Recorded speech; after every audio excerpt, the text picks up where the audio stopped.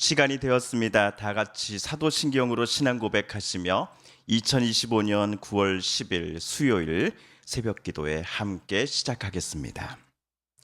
나는 전능하신 아버지 하나님 천지의 창조주를 믿습니다.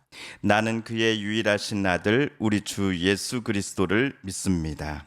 그는 성령으로 잉태되어 동정녀 마리아에게서 나시고 본디오 빌라도에게 고난을 받아 십자가에 못 박혀 죽으시고 장사된 지 사흘 만에 죽은 자 가운데서 다시 살아나셨으며 하늘에 오르시어 전능하신 아버지 하나님 우편에 앉아 계시다가 거기로부터 살아있는 자와 죽은 자를 심판하러 오십니다. 나는 성령을 믿으며 거룩한 공교회와 성도의 교제와 죄를 용서받는 것과 몸의 부활과 영생을 믿습니다. 아멘. 2025년 9월 10일 수요일 우리 함께 읽을 기록된 하나님 말씀 구약의 말씀입니다. 예레미야서 제18장 1에서 12절까지의 말씀 오늘 우리 함께 읽고 묵상합니다. 구약 1078쪽경에 있는 예레미야서 제18장 1에서 12절까지의 말씀 오순조르 제13번째 주일 주간의 수요일 새벽 우리 함께 읽고 묵상하겠습니다.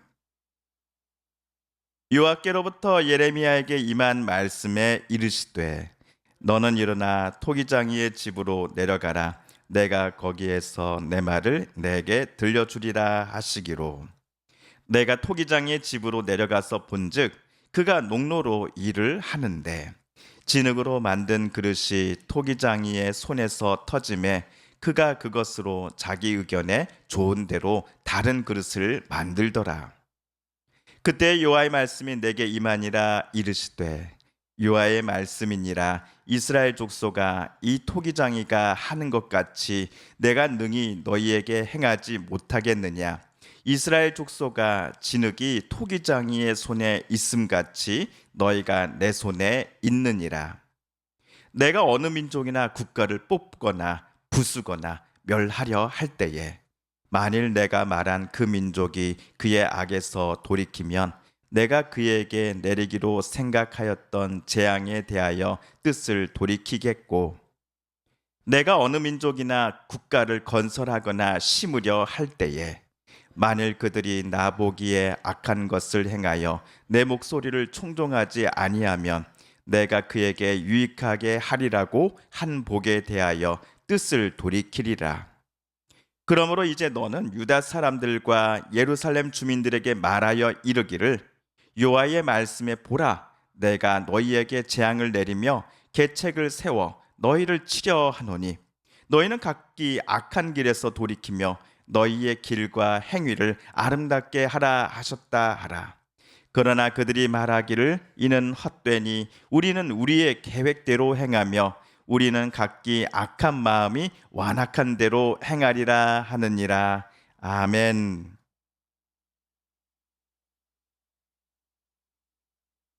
오늘 하나님은 선지자 예레미야에게 어떤 토기장이의 집으로 내려가 보라 라고 지시를 하십니다. 예레미야는 하나님의 명령에 순종했습니다. 하나님은 토기장의 집에서 예레미야에게 하나님의 뜻을 들려주시고자 하시기 위해서였습니다. 자, 하나님의 뜻이란 구체적으로 남유다 백성들을 향한 하나님의 명령이요 또 하나님께서 세우신 원칙에 관한 것이었습니다. 우리 3절과 4절을 세번역 성경으로 다시 한번 읽어보겠습니다. 시작. 그래서 내가 토기장이의 집으로 내려갔더니 토기장이가 마침 물레를 돌리며 일을 하고 있었다. 그런데 그 토기장이는 진흙으로 그릇을 빚다가 잘 되지 않으면 그 흙으로 다른 그릇을 빚었다. 자, 개역개정 3절에 나오는 농로, 이 농로라는 단어를 세번역 성경은 물레라고 번역을 해놓았습니다. 자, 예레미야가 찾아간 곳에서 토기장이는 물레로 작업을 할 때에 자기 마음에 들지 않는 결과물이 나오자 그 흙으로 다시 새로운 그릇을 빚기 시작을 합니다. 이 장면을 예레미야가 유심히 지켜보고 있을 때에 하나님께서 선지자에게 6절에서처럼 말씀하십니다. 이스라엘 백성아, 내가 이 토기장이와 같이 너희를 다룰 수가 없겠느냐? 나 주의 말이다. 이스라엘 백성아, 진흙이 토기장이의 손 안에 있듯이 너희도 내 손 안에 있다. 토기장이가 흙을 가지고 작업을 열심히 하였으나 자기 마음에 들지 않는 결과물이 나오게 되면 방금처럼 아까워서라도 이것을 쓸 법한데, 오히려 예레미야가 관찰한 방금의 그 토기장이는 흙을 다시 뭉개버립니다. 그리고 새로운 작품을 만들기 시작했습니다. 그런데 이러한 모습은 이스라엘 백성들을 향한 하나님의 모습과도 일치합니다. 하나님은 어느 민족이나 국가를 뽑거나 부수거나 멸하실 수 있습니다. 또한 하나님은 어느 민족이나 국가를 건설하거나 심으실 수도 있습니다. 하나님은 어떤 나라를 파괴하실 수도 반대로 새롭게 건설하실 수도 있습니다. 양쪽 모두가 하나님께 가능합니다. 여기서 만약 하나님께서 부수거나 파괴하시려고 결심하셨던 어떤 민족이 악에서 돌이킨다면 하나님은 예정대로 그들을 멸하시겠다라고 하셨습니까? 예레미야에게 하나님은 스스로 묻고 대답을 해주십니다. 만약 그들이 회개하고 내게로 되돌아온다면 나는 그들에게 내리기로 한 재앙을 거둘 것이다 라고 말씀입니다.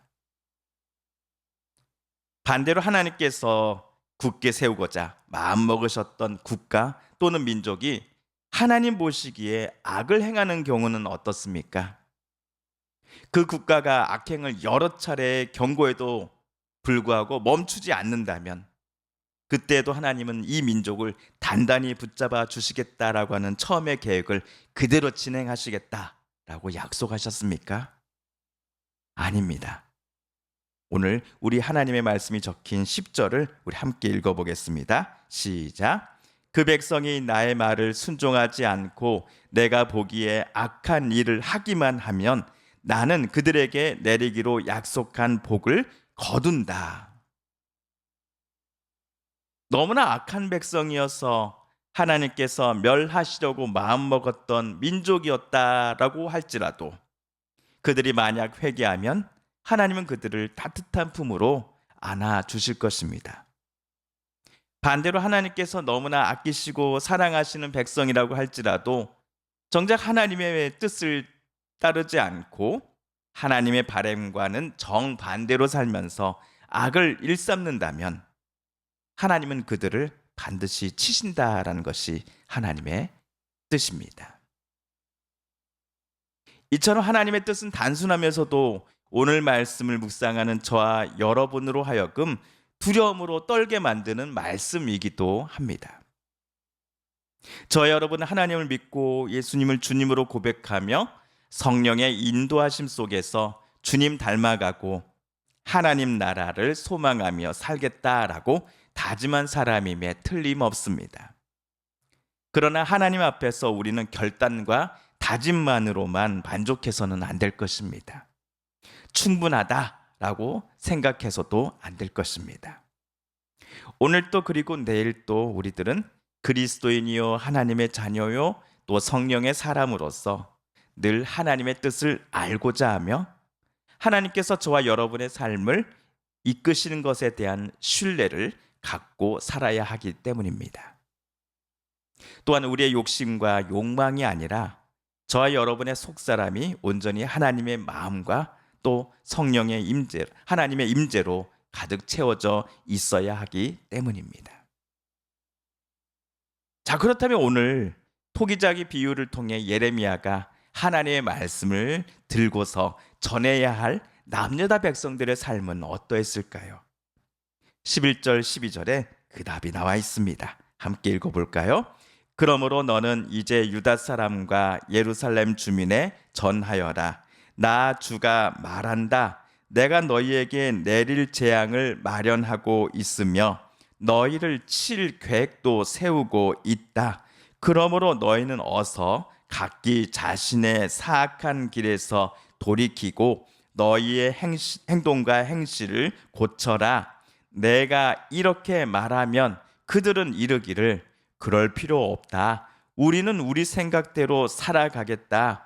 우리는 각자 자신의 악한 마음에서 나오는 고집대로 행동하겠다 할 것이다. 남유다 백성들을 향한 하나님의 계획은 그들에게 재앙을 내리실 것이며 그들을 치시고자 하는 것이었습니다. 여기서 우리는 무엇을 상상해 볼 수 있을까요? 남유다 백성들은 현재 하나님의 뜻과는 정반대로 지금 살고 있구나라는 것을 우리는 상상해 볼 수 있을 것입니다. 하나님의 바램과는 정반대로 현재 남유다 백성들은 살고 있었던 것입니다. 그러니 하나님께서 그들에게 재앙을 내리시기로 결심하셨던 것이죠. 그럼에도 우리가 쉽게 이해가 되지 않는 장면은 하나님께서 저토록 패역한 남유다 백성들이 회개하고 하나님께로 되돌아오기를 기대하고 계셨다라는 점입니다. 하나님께서 예레미야에게 명하셔서 백성들에게 경고와 재앙을 가져다가 선포하게 하신 이유는 너희가 회개하든지 말든지 나는 관심 없다라는 선언이 결코 아니었습니다. 하나님의 바람은 이스라엘 백성들을 징벌하고 멸하는 데 있지 않고 그들이 이 경고의 메시지를 듣고 회개하여 다시 하나님이 원하시는 아름다운 삶을 살아가는 데 있었기 때문이었습니다. 자, 그렇다면 이스라엘 백성들은 이러한 하나님의 바람을 알아챘을까요? 하나님이 원하시는 바대로 당장 악함을 버리고 하나님께서 바라시는 아름다운 삶을 살아갈 것을 그들은 즉각 다짐했을까요? 아닙니다. 그들은 이렇게 말했습니다. 우리는 우리 생각대로 살겠습니다. 우리 각자 고집대로 행동할 것입니다. 라고 말입니다.